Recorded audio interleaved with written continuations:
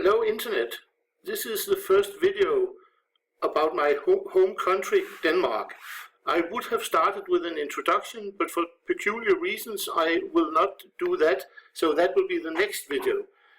This video will be narrated in my spoken or maybe broken English, but bear with me, it's all for a good purpose.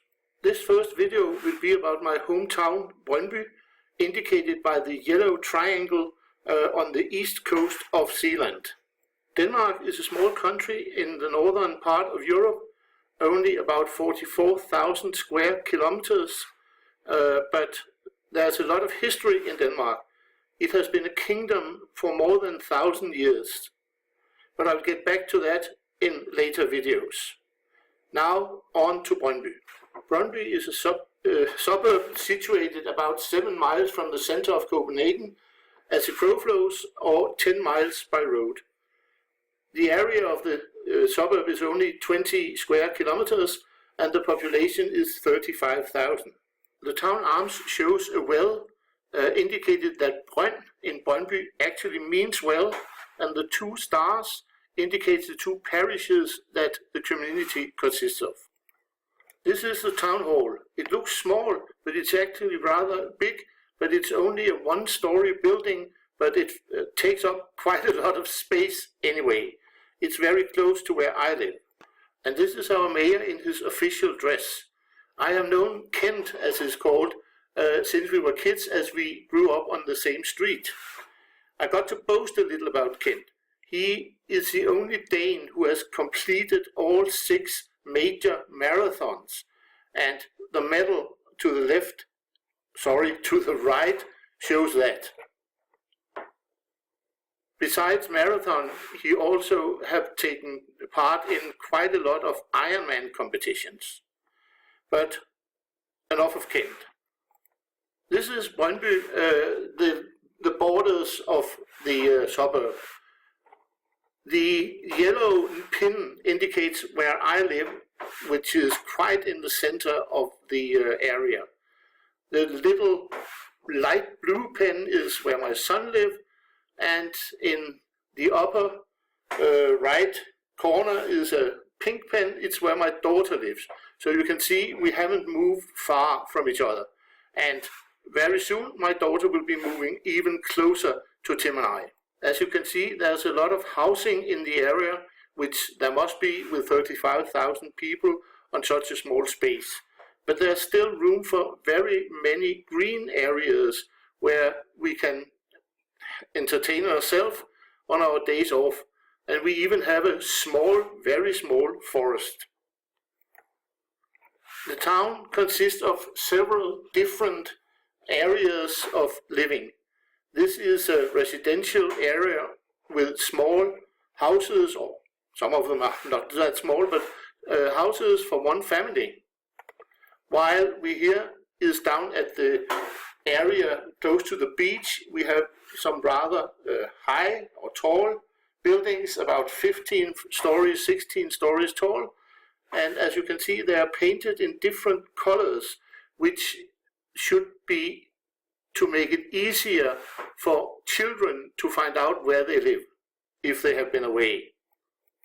In the eastern part of town, you find some quite lower residential buildings, only up to 8th floor, but still with a great view from top. As you probably remember from the map, my daughter lived in the rightmost area of town, the eastern part, and she lived in a 15th floor apartment, and this is the view from her apartment over Copenhagen. And this is where I live. Also in an apartment building, but only with 3 stories. Actually, I live in the first entrance closest to the photographer, in the 2 windows right to the right of the entrance door. In the US, you would probably call that the first floor, but in Denmark we call it the ground floor, and the first floor is the one above that. And this is the other side of my building.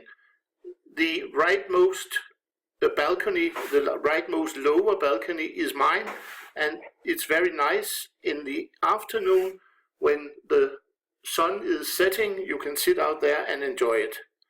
The two windows next to the balcony is also mine. This is my office. And this is a view from my balcony in one direction. There would of course be other things to see if I had taken the picture in the opposite direction. And this is my car, the white one in the front. I only use this picture to tell you about the prices of cars in Denmark. This car, which is actually rather small, will cost a nice $30,000 or a little more than $30,000.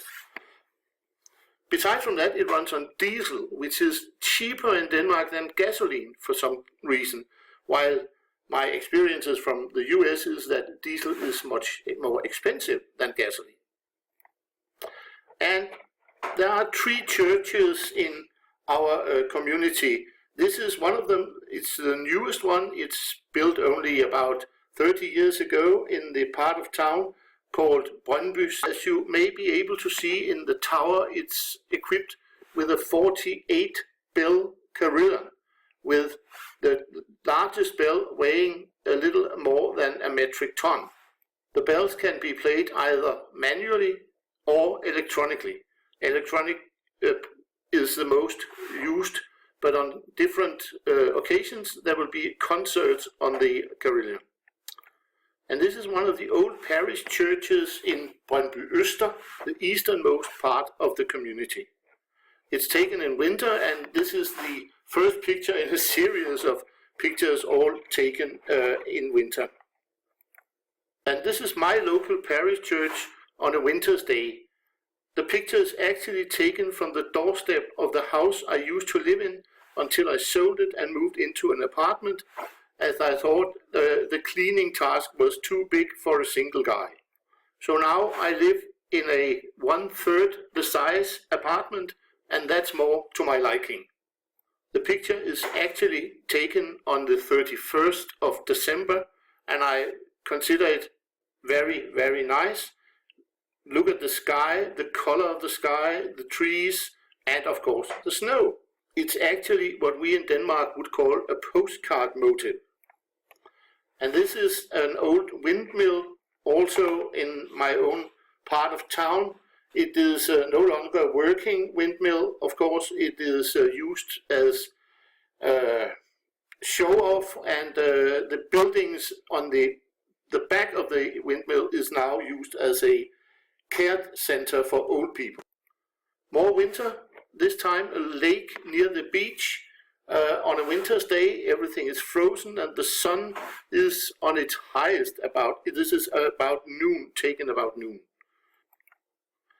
A lake in the small forest I told you about earlier, also on a winter's day, frozen. In the summer, when the trees are green, it's a very, very beautiful spot. And then back to the small village where I live, or rather I live on the outskirts of the village. This is the oldest house in the village. It was built sometime in the 16th century, 1550 or something like that. And the first school of the village, built in 1721 by order of the king, who thought that all villages must have a school. And an old building where they started out in Denmark by educating church clerks, the first place in Denmark to educate church clerks. As you can see, it's not much of a building, but they didn't live there. They lived on the local farms, and they only went there to have their teachings done. And finally, the bell ringer's house, also a house from around 17th century, but of course modernized a couple of times since. It's not used by the bell ringer anymore. It's a private property. This picture shows a combine harvester, which is not very difficult to see. What is interesting is that the harvest is taking place only about 200 yards from where my old house was, and about half a mile from where I live today. So even if we are in a residential area in a suburb of Copenhagen, there's still room for growing different kinds of grain. And to end this video, this picture is taken on the 20th of June 2017. That is only about a couple of days ago, on what is the longest day. The picture is taken about midnight, or rather 5 minutes to midnight on this particular day, and you can see that it's very light, indicating that we are quite a bit north. Not as much north as Sweden or Norway, but quite a bit around Nova Scotia in Canada. Well, that was all for now. I will return with more videos about Denmark in my broken English, so I hope you have enjoyed it and learned a bit about my hometown. That was all for now, so thank you for watching.